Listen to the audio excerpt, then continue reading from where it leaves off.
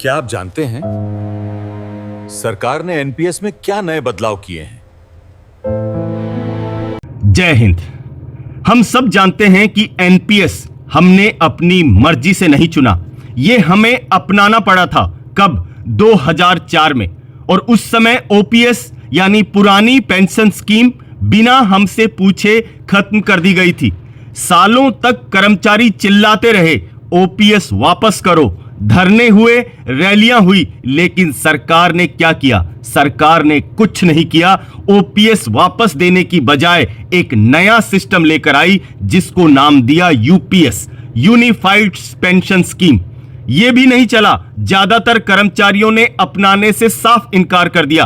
पिछले वीडियो में मैंने आपको बताया था कि किस तरीके से पीएफआरडीए के डाटा के अनुसार सिर्फ 70,000 कर्मचारियों ने ही यूपीएस को अपनाया है। हमारे देश में केंद्र सरकार के कर्मचारियों की संख्या 24 लाख से ज्यादा है, मतलब 3% से भी कम लोगों ने यूपीएस अपनाया है। साथियों, यूपीएस फेल होने के बाद और ओपीएस की बढ़ती मांग के साथ सरकार के पास अभी कोई विकल्प नहीं है एनपीएस को और ज्यादा फ्लेक्सिबल और अट्रैक्टिव बनाने के अलावा। इसलिए सरकार एनपीएस में बदलाव कर रही है। और साथियों, एक गैजेट नोटिफिकेशन जारी हुआ है। जैसा आपको पता है, 1 अक्टूबर 2025 से एनपीएस में बड़े बदलाव होने जा रहे हैं। साथियों, ये जो गैजेट नोटिफिकेशन जारी किया है, इसमें एनपीएस को पूरी तरह से बदल के रख दिया है।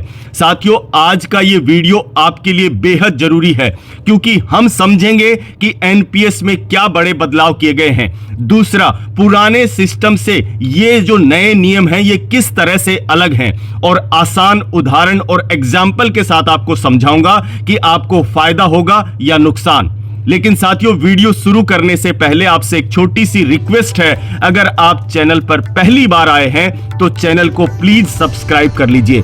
अभी भी मेरे बहुत से साथी हैं जो वीडियो देखते हैं लेकिन चैनल सब्सक्राइब नहीं करते। साथियों, मैं आपसे रिक्वेस्ट करूंगा कि अगर आपको मेरे वीडियो सही लगते हैं, मैं जो एनालाइज करता हूं वो सही है, तो प्लीज सब्सक्राइब करें ताकि आपको ये जानकारियां सबसे पहले मिल पाए।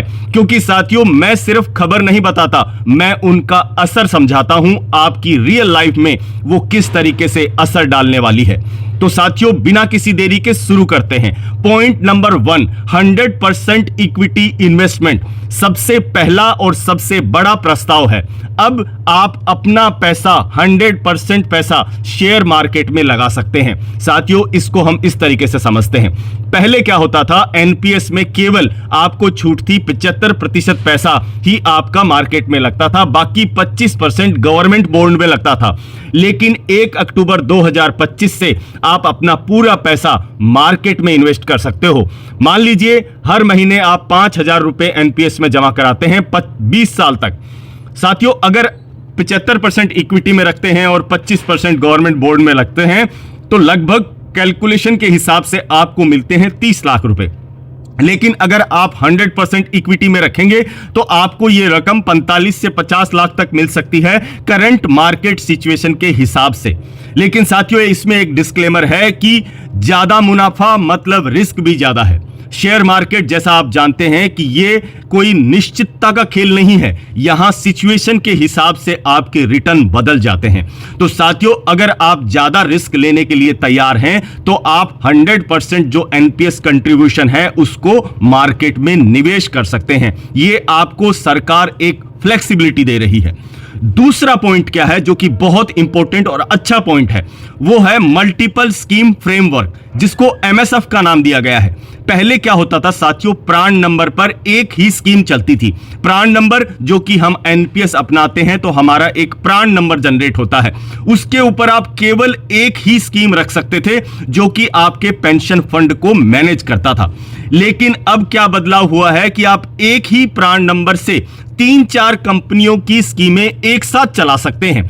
जैसे साथियों, उदाहरण के तौर पर समझते हैं कि आप 3 स्कीम एक साथ ले सकते हो और उनको डिस्ट्रीब्यूट कर सकते हो। जैसे 50% पैसा आप एसबीआई फंड में लगा दो, 30% पैसा आप एलआईसी फंड में लगा दो और 20% आप एचडीएफसी फंड में लगा दो।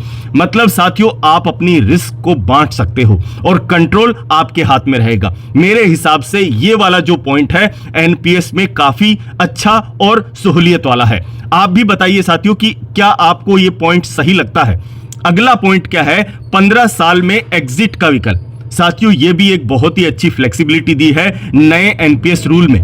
पहले क्या होता था साथियों, एनपीएस से बाहर निकलने के लिए आपको 60 साल या रिटायरमेंट का वेट करना पड़ता था, लेकिन अब नए नियम के अनुसार 15 साल अगर आपने पूरे कर लिए तो आप एनपीएस से बाहर निकलकर अपना पैसा ले सकते हैं। मतलब एग्जाम्पल के तौर पे समझें कि 30 साल की उम्र में अगर आपने एनपीएस शुरू किया तो 45 वर्ष की उम्र में आप एग्जिट कर सकते हैं। साथियों ये भी एक बहुत ही अच्छा बदलाव है। आपके ऊपर जो बाउंडेशन था 60 साल और रिटायरमेंट वाला, वो हटा दिया गया है। अभी चौथा पॉइंट है, विड्रॉल हुआ आसान। साथियों इसमें मैं बात कर रहा हूं लमसम और पार्शियल, मतलब पूरा पैसा और थोड़ा पैसा निकालने के लिए। तो पहले क्या नियम था कि 60% पैसा आप निकाल सकते थे रिटायरमेंट के टाइम पे और 40% पैसे से आपको पेंशन खरीदना जरूरी होता था, और पार्शियल विड्रॉल अलाउड था सिर्फ 3 बार, वो भी 25% तक। साथियों अभी नए जो प्रस्ताव आए हैं उसमें लमसम की लिमिट बढ़ सकती है। इसके ऊपर अभी सरकार ने कुछ क्लियरिफाई नहीं किया है, इसलिए मैं आपको इसमें क्लियर कट नहीं बता सकता कि कितनी लिमिट बढ़ेगी, बट लिमिट जरूर बढ़ेगी। और आपका जो पार्शियल विड्रॉल है वो आसान कर दिया जाएगा, और इसमें जो लिमिट थी 3 बार निकालने की वो भी बढ़ाई जाएगी। अब आप बच्चों की पढ़ाई, शादी, इलाज या घर बनवाने के लिए पार्शियल विड्रॉल निकाल पाएंगे। साथियों अभी हम समझते हैं कि एनपीएस, यूपीएस और ओपीएस, ये तीनों सिस्टम अपने आप में इनकी सबसे बड़ी मजबूती क्या है। तो ओपीएस, इसमें तो कोई किसी तरह का कोई सवाल ही नहीं है कि ओपीएस सबसे अच्छा है। ओपीएस सबसे अच्छा है जो कि लाइफ टाइम गारंटी की पेंशन देता है। इसके साथ आपको किसी तरह का कोई कंट्रीब्यूशन देने की नहीं है। इसमें सारा लोड जो है वो सरकार वहन करती है, इसलिए सभी को ओपीएस चाहिए। दूसरा साथियों एनपीएस। एनपीएस क्या है, मार्केट पर निर्भर करता है। इसका अपना फायदा क्या है, इसका यह फायदा है कि आपको एक बड़ा अमाउंट मिलता है जो कि मार्केट पर निर्भर करता है। मार्केट में निवेश किए गए पैसे पर आपको पूरी तरह से टैक्स का बेनिफिट मिलता है।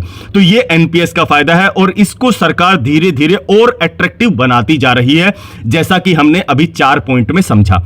और साथियों तीसरा जो है वो है यूपीएस, जो एक नया मॉडल है। साथियों ये मॉडल अच्छा हो सकता है, बट सरकार अच्छे से समझा नहीं पा रही है। इसमें गारंटीड पेंशन की बात की गई है कि आपकी जो लास्ट 6 महीने की पेमेंट रहेगी उसका 50% आपको पेंशन दिया जाएगा, और साथ ही साथ आपको मिनिमम 10,000 रुपया गारंटीड पेंशन मिलेगा। इसके साथ इसमें काफी सारे और भी प्रावधान किए गए हैं। इसमें सबसे ड्रॉबैक वाले पॉइंट 2 हैं। पहला है कि इसमें बोला गया है कि आप कभी भी रिटायर हो आपको पेंशन मिलेगी 60 साल के बाद, मतलब आपको वेट करना पड़ेगा। तो ये एक सबसे इसमें ड्रॉबैक वाला पॉइंट है। दूसरा, इसमें रखा गया था वीआरएस की जो लिमिट रखी थी वो 25 साल रखी थी। तो साथियों 25 साल की लिमिट की वजह से ये कम अट्रैक्टिव हो गया। हालांकि यूनियनों के दबाव के बाद इसको घटाकर 20 साल कर दिया गया है।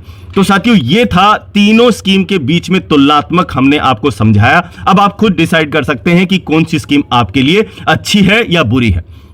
इसके बाद साथियों ये जो बदलाव हैं ये सुनने में आपको बहुत अच्छे लगे होंगे, लेकिन मेरा सवाल आपसे ये है कि क्या सरकार एनपीएस को इतना अच्छा बना रही है कि हम ओपीएस भूल जाएं? ये पहला क्वेश्चन है मेरा। दूसरा, वाकई ये हमारे लिए फायदेमंद है? ये दूसरा सवाल है आपसे। आप क्या सोचते हैं? 100% इक्विटी का जो फैसला लिया है उसमें वो अच्छा है या उसमें ज्यादा रिस्क है? आप अपना जो राय है, अपनी जो कमेंट है, अपना जो भी विचार है वो आप कमेंट में जरूर बताइए। दूसरा जो पॉइंट था 15 साल में एग्जिट का ऑप्शन, आपको कैसा लगा? अच्छा लगा या इसको हटा देना चाहिए?